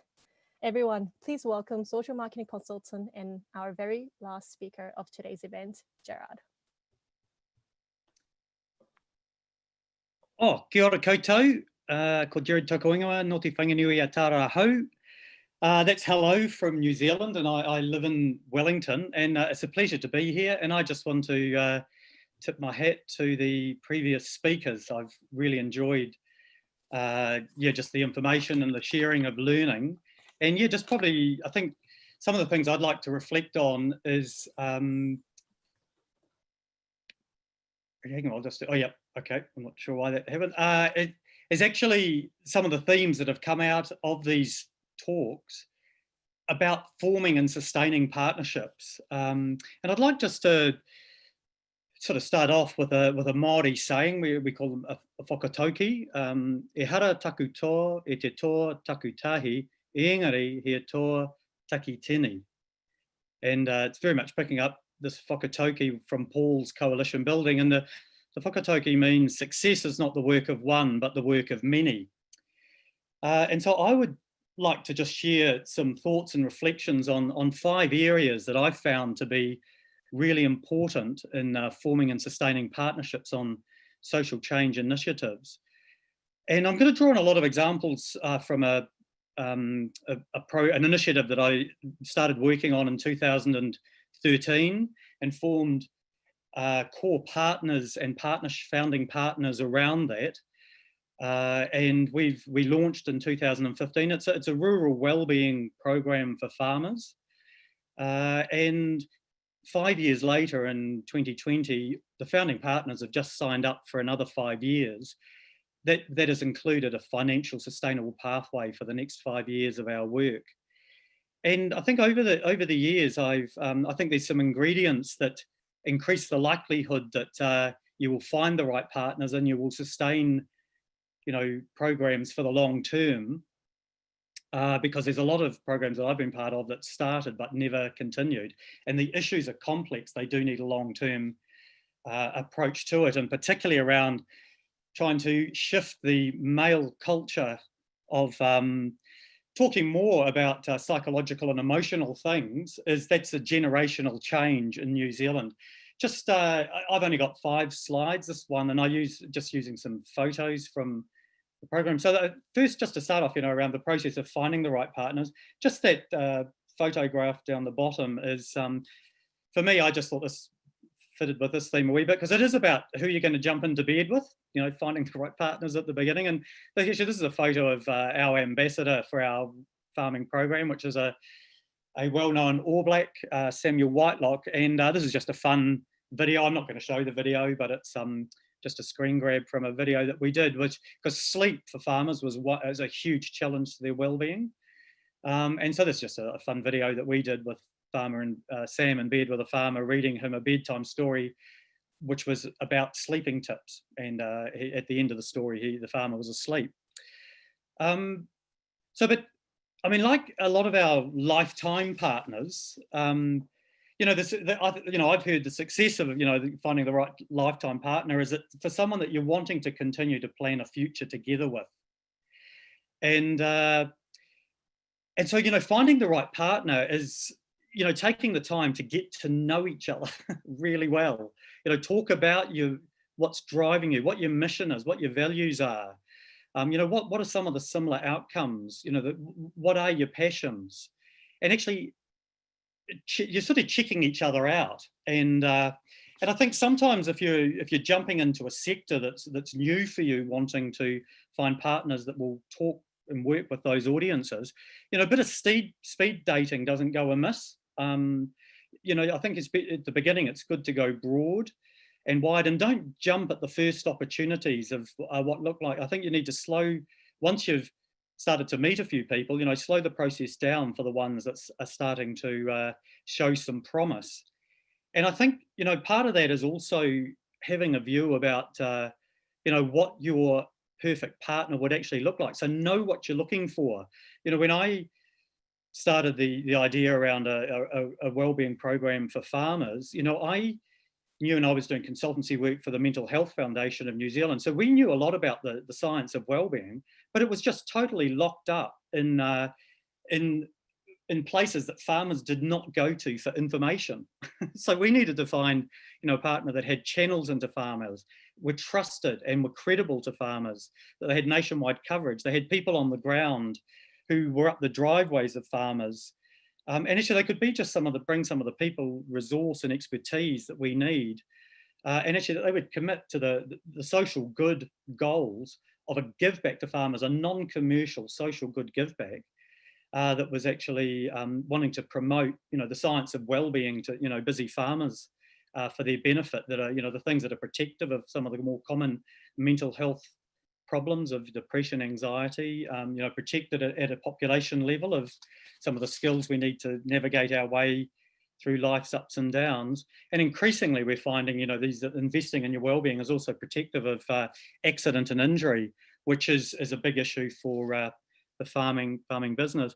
I think the final point I'd just like to make around finding the right partners, and I'm putting an S on that because I think this is where the analogy is of your life partners is not that helpful, because you want to jump into bed with a few people, because your different partners will bring different strengths. And I think it's really important to also be finding out what they're looking for, what they're going to get out of this. And I think the sweet spot is, if they're wanting to commit for a long-term social good for an audience that they care about, and that they're wanting to learn along the way. And I think also just sussing out, particularly I think, with the partnerships that have formed around the founding partners of this farmer wellbeing program, as a commercial company, an insurance company, is a key founding partner, a charitable trust and a government organisation, and they're all very different cultures. And so finding out what really they want to get out of the partnership is really important. Just go over to the next slide. I just want to reflect on growing participation and ownership, and just some insights, that I've heard. Actually, this is, just one of this is a community-led initiative. After we launched, we did launch with our own ideas and things just to get it going, but communities joined us in really fun and engaging ways. So this was called a bark up, and this was a whole lot of rural shepherds. A hunt away is, basically it barks to move the sheep. And they saw that analogy. We were saying, you've got to speak up, talk about what's going on for you, share with your mates, if you're going through a tough time. So they ran these bark up competitions where they'd bring along their hunt away to the local pub, and the hunt away would have to get on the table, and they would have to get it to bark. And the dog that barked the loudest was the winner. And if the dog didn't bark, the owner had to get up on the table and bark themselves. So, just having a good time, bringing some fun to a serious message. So I think, I think just a couple of insights is, make space for people to join and run with their own ideas. So, be tight on your vision and mission and the outcome that you're trying to make, but be very loose on creative expression of that idea. And as long as it's, not having any unintended negative consequences. So this bar cup, just was a great, and we just leveraged off this as, for media stories and awareness raising. So, humour for this audience is totally works. That's why I love that the fish and chip story of the plastic. We do need to bring a sense of fun and a social aspect, and make, what we're asking as easy as possible for people to do, make it attractive for them to join, make it social and timely. And so some of the ideas that we launched with in 2015 was that we sponsored 45 comedy shows in a wool shed with a simple message, get off the farm, have a break, have a laugh. It's really good for your mental health and well-being. And then the final point, I think, around participation, growing participation and ownership is just the importance of ongoing personal relevance. And we've had this theme running through around narratives and who owns that. And so we tell, our program is a farmer to farmer. Farmers do something different because they heard another farmer doing it. So we've just found early adopter farmers who've been talking about how they look after themselves and their team, packaging them up as stories, and they own the story. We make sure they sign it off. And actually what it's also been doing is that the initial story that they've been happy to share with us, it's been a way of them actually scripting themselves around their key messages, and then they felt a bit braver and they've turned up and spoken to events, sharing the practical things that they do to keep themselves well. So I think it was a point that I really liked that Ricky made, actually, was that people are really interested in what their group is doing. So the face of our program it's a farmer to farmer program. And we've really promoting it as a good for business program. We don't talk about it as a health program. We talk about it as a good for business program because actually looking after your top 2 inches is your competitive edge, and actually it's the most important asset that you have in your business. That's one of our sort of key messages. So it's not your land, your stock machinery, those things are all important, but actually a sustainable farming business is the farmer and their family need to be sustainable personally. If I just go on to the next slide, so the third area that, I think around, forming sustainable partnerships around long-term complex social change programs is, and this stuff can be, can feel a little bit dry and boring, but you really got to sort out the governance and the sustainability of the team up front. So for me, think about governance right from the start. Even if you're not setting up a new organisation, we run ours. We're not an organisation, Farm Strong. It's an initiative, but we've set it up a governance structure and a management structure similar to if it was an incorporated trust. So think about that right from the start, because the sustainability is a governance issue that you need governance skilled people to take focus off. So they, in terms of your sustainable resourcing, making sure that you stick to your mission, making sure that you're actually not having mission creep, you're sticking to your priorities and you're clear about them. The fact, having as part of your design and scoping an outcome measurement framework, and you're monitoring that as you're going along. And also just the onboarding of other partners and ensuring that the expertise within your team is the right expertise as the needs of the program keep changing. Those are all governance-led issues, and you want people who are working on the business, not in it. Because talking about the people, the team that are working in it, you get real busy. And this photo is just an example of, just the busyness of our team. We're very focused on, capturing stories, filming people. And actually, and we're so busy that you sometimes we're not working on the business, and that's where you need your governance people in there. I think the other thing is and I think this is as programs mature, because in the early stages you will get this sort of overlap between governance, and I think it's very much that entrepreneurial startup type dynamic. A lot of your governance people will be it's all hands to the pump, and sometimes you get founders who are playing governance director role, but they're also making lots of day-to-day decisions. But, you know, as the program matures, I think you really, you know, my experience is bring stronger disciplines around separating the governance and the management and team delivery.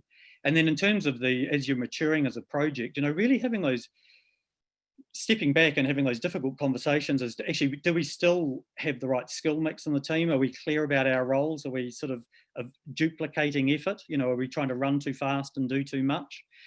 And also, as some of the people who were involved at the beginning, do they actually still have the right skill mix? And if they don't, you know, what are we doing about that? Because they could be actually absorbing time or resources, or actually taking us down strategies that actually are not what we need to be doing. We just move on to the fourth area that I'd like to talk about. So yeah, I think just the other key thing around sustainable is around really having outcome frameworks and measurement and monitoring so that you can know the difference that you are making, and building that in right from the beginning as part of your scope and design. You know, I think I'm a big supporter of building in a theory of change right at the beginning. Like, why do you think the way you're designing it, why do you think that will work? And also just the dashboard of measures that you will monitor over time. And actually why, I mean, you need this for yourself, but I think often we go for, you know, softer measures like, you know, awareness and, you know, participation. But I really encourage to take the time to try to also look at some measures that would quantify an improvement of attribution to, you know, people engaging with you. What's the return on the investment, you know, for your investors who are investing it? But actually, what are they attributing to engagement with your initiative? And I really like Donna used that, you know, in the world's biggest garage sale, you know, putting a 2.2 million sort of return on savings investment. That stuff for keeping particularly commercial investors on board, and, you know, government, any funder wants to know that if they're putting money in, that they're actually getting a return on the investment. And what we've found is that then communities, you know, in the last couple of years, we've had rural communities fundraise $250,000 for the program alongside the founding investors. And actually and I think a big part of that is they love what we're doing, but we've actually been able to demonstrate the improvement for farmers. And just this little slide that I'm showing you is our attribution. You know, since we launched, we've had a cohort of farmers that have become involved in the program, and we annually random sample survey them, and 22% of farmers, and that's about 15,000 farmers in New Zealand, are attributing an improvement in their wellbeing on 1 to 10 wellbeing measures that we measure, and 13% of that, you know, are making a major, are reporting a major improvement. Just one final thing around measurement. When you're in the early scoping design stage, you will end up going down some rabbit holes. It's weeds territory, and you do need to go down those holes, but for goodness sake, make sure you come back out of them and make some pragmatic decisions about that. You'll never find the perfect monitoring measurement framework, but, you know, jump down the rabbit hole and then come back and make some, within the resources you've got, you know, what is the best framework that you can come up to. We took about 8 months to design, as part of our scoping, the measurement framework we used. I'm just going to the very final slide. And look, this is just a reflection on the importance of sustaining effort and energy. And I've seen, you know, some initiatives that have been, they've just run out of steam, actually, because it's the same people just ticking away. And actually, what they haven't, you know, it's one of the things that we need to do is make room for other people to join. And sometimes that means actually letting go of sometimes our own ideas of how we think things should happen, you know, and actually creating space. And I love this analogy of, you know, these complex social issues are a bit like trying to push a stationary train. And if you're trying to do that by yourself, you know, you're just not going to move a stationary train. So you get a few other people and say, look, come and push, you know, and maybe you're all making an effort and you're still not moving, and then more people come on board, and you need to make room for them because there's not enough room for the number of people that you need to push. So you need to move to the side of it and let them have a bit of space so they can push, and then you'll get the thing moving. And then once a stationary train gets moving, actually it's easier to keep it. So you get this momentum. So, you know, just the coaching and orientation and making space for people to come on board. And and that they can actually be part of the creative design. People want to be, you don't want things so locked down that people can't bring their creativity, you know, and their contribution to the social initiative that you've got. I think, you know, another one is celebrating success, and often sometimes we get so busy that we forget to do that, and it can be very simple things like just celebrating anniversaries of when you launched, and you know, you're still going a year later.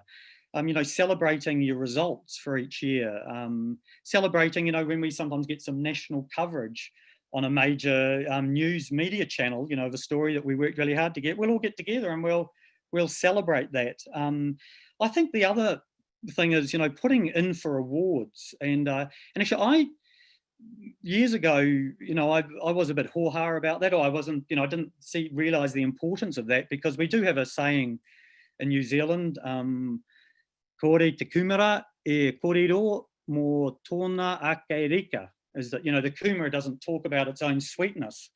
And so some of our culture is that we won't, you know, talk up what we're doing.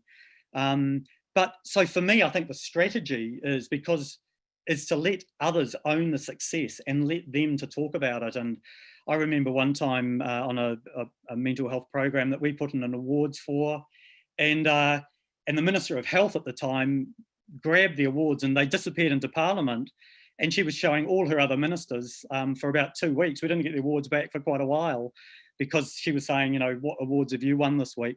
And then the final thing I think around, I really love that feel the swells. So I think as a team, you do need to take time out to be checking in with each other, that you're actually looking after each other and walking the talk, particularly if it's a wellbeing program, that you're actually taking time out to look after your own wellbeing. Thank you very much for your time. I hope that was helpful. Thank you so much, Gerard. That was really good. Those 5 tips, you know, how to create a positive long-term change. And the message that you've sent to us was actually a good summary of all previous 4 speakers. I've been waiting for this time to come. It's time for our Q&A session. Let's bring our 4 other amazing speakers back.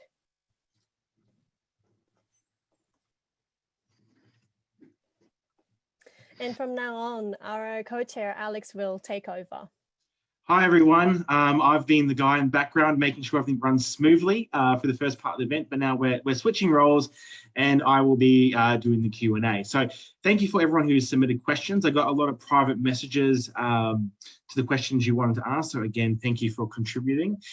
So essentially, we've got about 15 questions to run through. So we'll try and do this what we call a lightning round, which will give the question to the keynote speaker, and I've got about a minute to answer it. Just so we can get and answer all those questions that you have been putting in and being really thoughtful about throughout the presentations. So Paul, we will start off with you. I've got a great question here, and it's: resilience is such a fascinating and important quality. The more everyone develops it, the better humankind is off.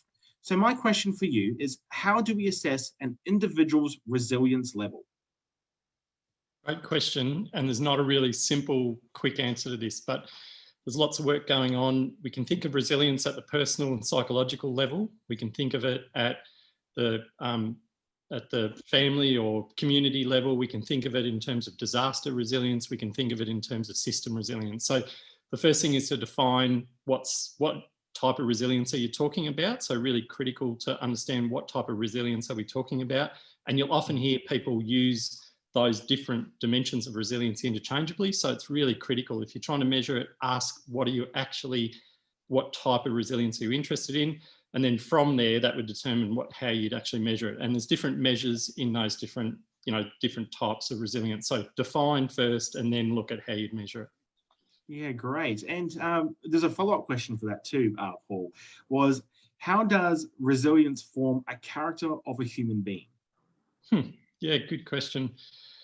Resilience is just one attribute, and people can be resilient to one type of stress and not to another. So just to say that someone's resilient is actually really misleading. So we've seen with the recent bushfires here, we've seen people that have been would appear to be unbelievably resilient to the you know, the impact of the bushfires, getting their businesses back up and running, getting their farm up and running or whatever, and yet they've struggled with COVID, for example. So it's part of the character of an individual, of course, but it's not, you know, we can't really say someone's resilient or not resilient. People are resilient to different things, and that resilience changes over your life too. So when you're young, you know, you feel bulletproof, you haven't got a family, whatever, you've got a different, you know, type of resilience, your ability to, you know, do different things. As you age, as you get, you know, more debt, more stress, more whatever, more relationships, all connections, your resilience changes and it's different. And, you know, as you learn, you get more experience and those sorts of things. So it varies for different stresses for people, but it also varies over your lifetime, and people can shift very quickly between those things. So you can go from being apparently very resilient to, you know, not very resilient in a very short space of time. And we know, you know, in mental health, there definitely are sort of threshold points of stress where people, you know, get locked into sort of certain patterns of thinking, and then that leads to, you know, mental health issues further down the track. And that can happen quite quickly, and it can happen to people who you wouldn't expect. So it's difficult to characterise resilience so easily, you know, about a single person at any point in time or, you know, over their life. You want to really think about how are we trying to use this concept? Why are we trying to use that concept of resilience? Why is it important to the issues that we're dealing with? Yeah, great. Thanks, Paul. Excellent response. Ricky, I've got 2 questions here for you. The first question is, which city or country is the most advanced with their plastic fight? And what are they doing to separate themselves from the rest? Oh, great question. And there's a bit of a competition out there who'd like to put their hand up to say that they're doing the best. I would like to acknowledge that in Australia, we've, you know, South Australia from a state point of view is doing really, really well. And they made their announcement in February about, you know, the single-use plastic free. And WA just announced yesterday that they're going in that space. New Zealand's actually done a really, really good job. So Gerard knows probably a bit about that. And we've got quite a few counterparts there. They've done a terrific job. I off the top of my head, there isn't one country that is solely doing an outstanding job that I think compared to others. Some are doing a really good job with their recycling, like some of the European countries with what they do with the circular economy and making sure that they do recycling brilliantly. Like Germany has some fantastic schemes. They're doing a great job.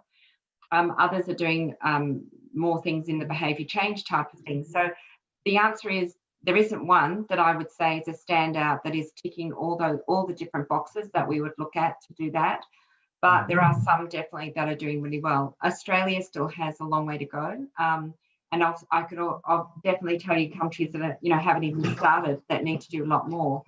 But yeah, that would be my answer at the moment with the way things are. Yeah, because we've sort of thrown things out with COVID, it's very hard to actually put us back and work out the statistics of what's been happening. Yeah, great. And I've got another question here for you, /advice. So it says, hi, I'm Fanny from Eco-Friendly. We're a female-led startup who runs complete sustainable packaging and lifestyle products in Indonesia. We realize that education is the key to make people more conscious about this catastrophic problem.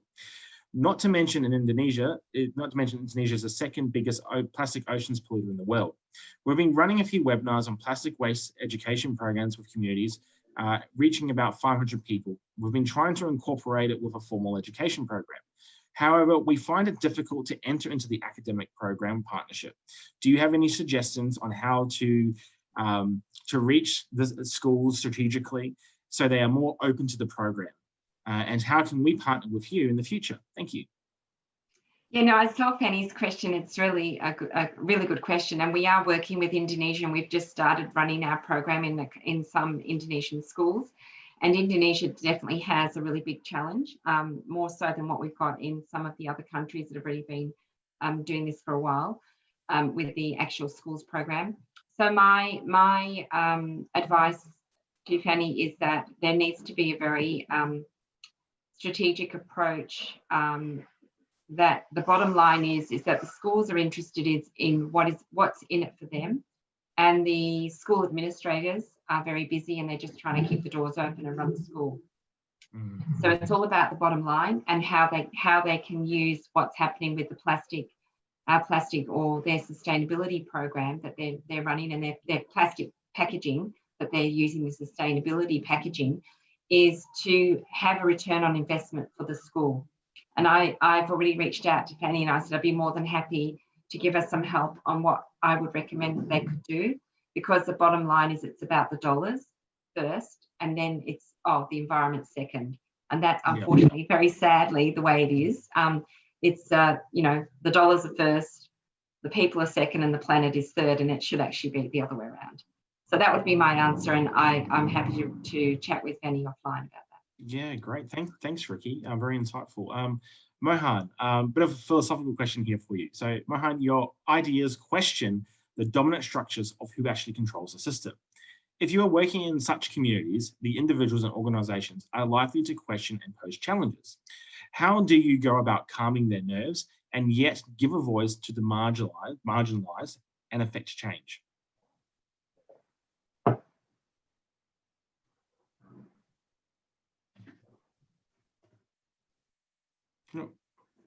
Yeah, that's a great question, and I'm going to respond to it in terms of two aspects. One is, I think, sort of developing a strategy beforehand that does a power analysis and therefore brings together sets of creative practices in terms of anticipating how power might respond, and therefore responding to the responses from positions of power. So that's one. So one has to be strategic about it.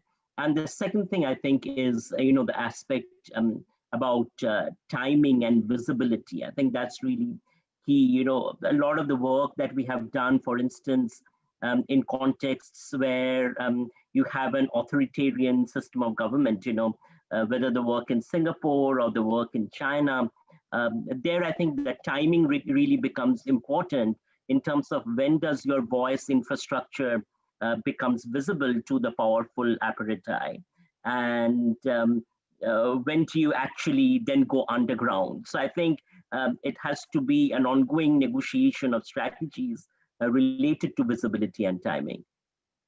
Yeah, and there's a follow-on question from that, which was, how realistic are the concepts of Indigenous sovereignty and stewardship in a world of greed and hyper-capitalism?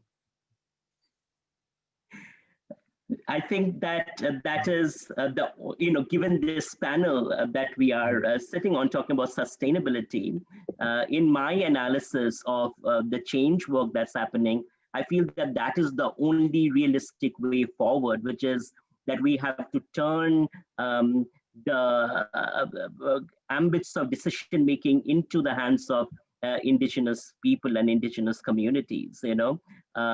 If there is one thing that we see is that the power of Indigenous wisdom, be it in the context of addressing the bushfires in Australia, or be it in the context of protecting our ecosystems, in terms of offering leadership in where we go for the next few decades, really.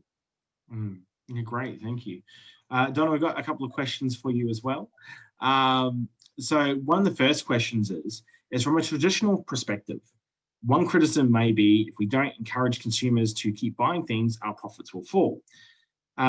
Obviously, the question is, how did you tackle this viewpoint and how do you overcome that objection?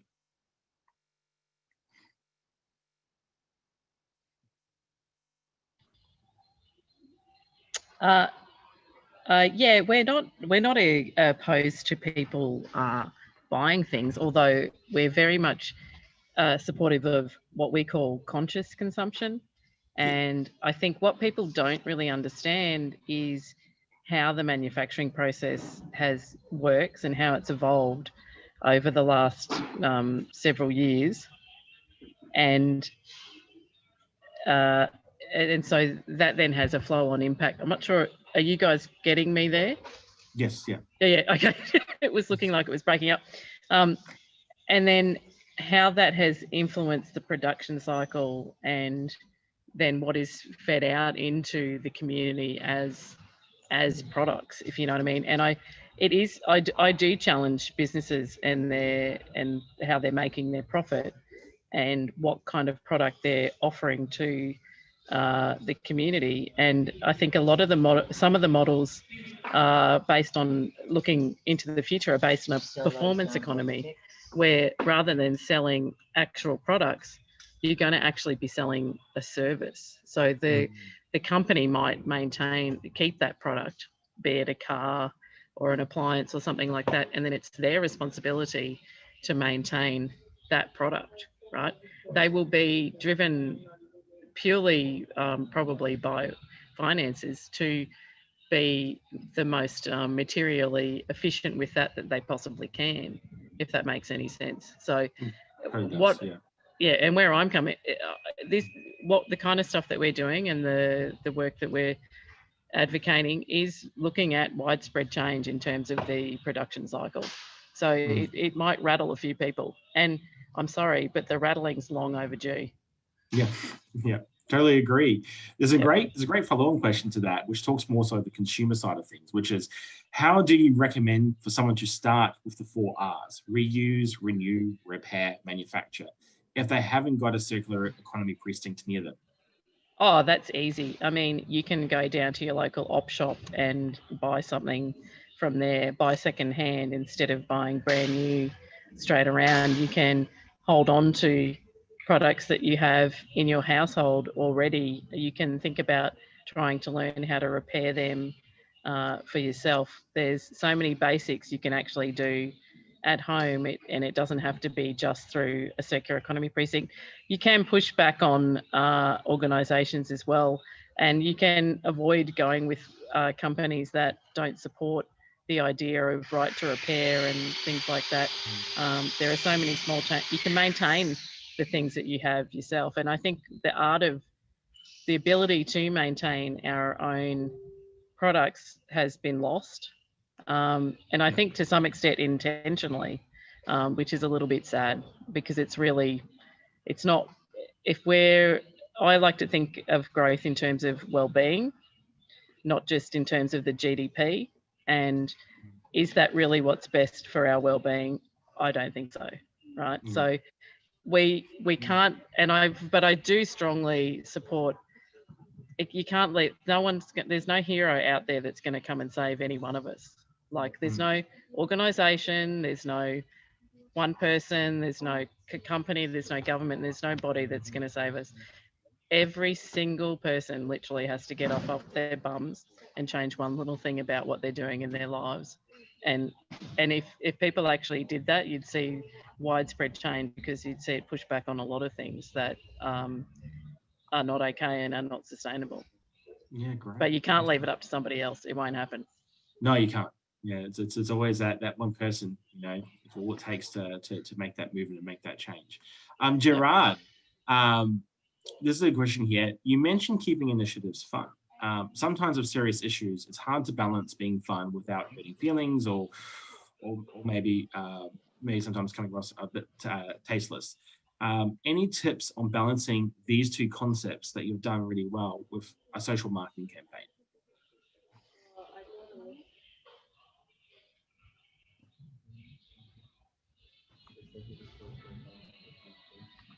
So, Gerard, you're on mute. Sorry, I'll just unmute you. Sorry.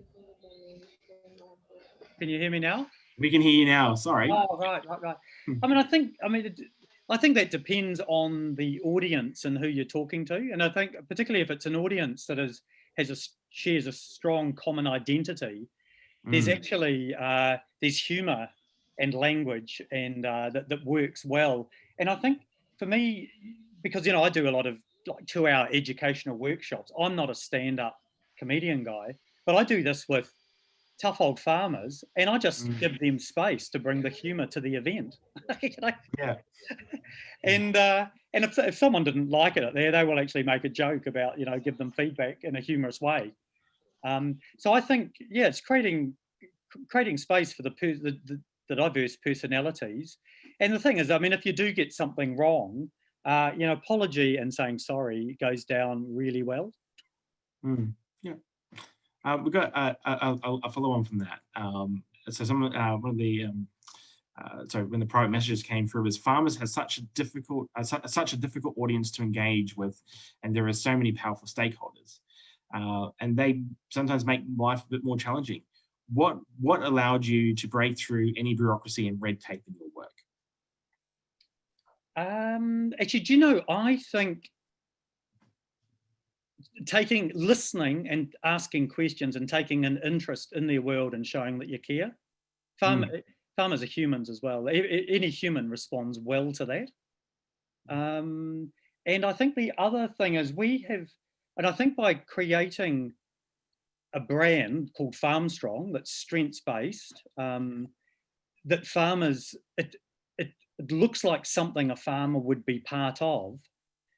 What it's given them permission to do is that, as well as they turn up and talk about land, stock and machinery, they're actually talking about how they're looking after themselves, and they want to talk about that. It's just that they haven't had a door to walk through or a vehicle to have that in a conversation in a way that looks like the way a farmer would have it. So I actually, with the thinking that we put into it and the insight research and the listening to farmers, when we launched, it's been really easy to create spaces where farmers are talking openly about these things. We've still got a long way to go, but what we, just a very quick example to finish. When a farmer said to me, I was doing an orientation for farmers, and he said actually he was at a meeting and he lost his rag, he lost his temper, he stormed out of the meeting. He was really sort of annoyed, and that night 6 farmers rang him to ask if he was okay. And he said that would not have happened 5 years ago. Yeah. So, I think you can, males and men want to talk about these things, and women in farming as well. We just need to create the space that it looks like that's in a way that's the way that it's something that they would do. Yeah, no, great. Thanks, Gerard. And this is the last question we've got. And Jeremy, if you want to put everyone's mics and cameras on, because anyone could sort of answer this question or put their hands up to do it, good question here. I'm an inspiring change maker, relatively new to the field, coming from a commercial background. Any tips and advice on how to use corporate tactics to engage in or encourage positive change in society? Who would like to take that question? I mean, but my little 2 cents worth is join something that you care about that already exists and bring a social good with your commercial resources, but you're not seeking a commercial return on your investment. You're still seeking demonstration of a good use of the money or your time, as you would with any commercial endeavour, but you're not actually looking to get commercial benefit from your involvement in it. Yeah, great. I agree. I was going to say, make partnerships for the goals, SDG 17. It's a no-brainer, really. But try and find an organisation that aligns with what you're doing in some way, where you can make what your business already does, or your corporate structure, what you're already doing. It makes sense to align with them, if that makes It's a bit like what Officeworks. It's like what Officeworks is doing with us. It just made sense, and that might be true for other organisations in different verticals in the market. Yeah, no, great. And that's like core values are aligning, can great for wonderful partnerships. Any other responses to that final question? I think I'd just add to that to say it's all about collaborating with community, business and government, and bringing that all together and making sure that, if you want to get that corporate edge, that you really work, everybody is involved with what the main cause is, and don't silo things off. That you, as Gerard said, find something that everybody's interested in and actually work on the same end goal, which is really a great way to gather the tribes and make something really change, because you need power. The power's in the people, and you need the volume of people to make that change. And the more you can bring everybody in on the same page, that's what really, I think, would work. Oh, great. Thanks, Ricky. And Paul, you were just about to say something as well? Yeah, I mean, my take on that question was that someone coming out of the corporate world and wanting to move into the change world, just listen. just spend time with people that have been working on these issues and listen and learn from them. It's enormous experience around. You can hear from the range of people, you know, presenting in this session, that just incredible wealth of knowledge. So just find someone and listen and learn from them, and ask them for their best tips, you know, and write down to those really simple tips about how to do things in workshops and how to have a good conversation with people and all of that kind of stuff. That just, you've got this incredible wealth of experience out there. Just tap into it and learn and build your skills slowly. Yeah. Yeah, great. No, thank you. And look, and from everyone else at Change, we'll finish it up here. Thanks, Gerard. Thanks, Donna.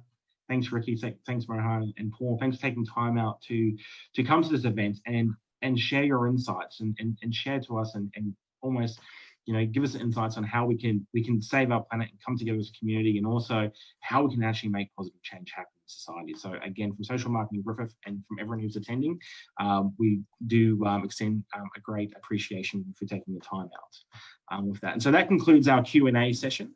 So Jamin, if you want to flip to the next slide. So we've only got one change event left for 2020.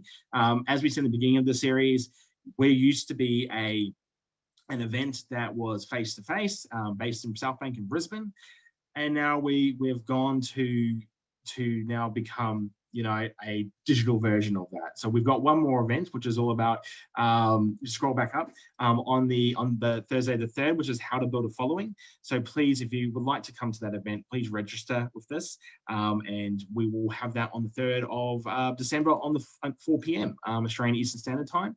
And that's probably about it for us. Again, thank you very much for attending, and we look forward to seeing you at our next event.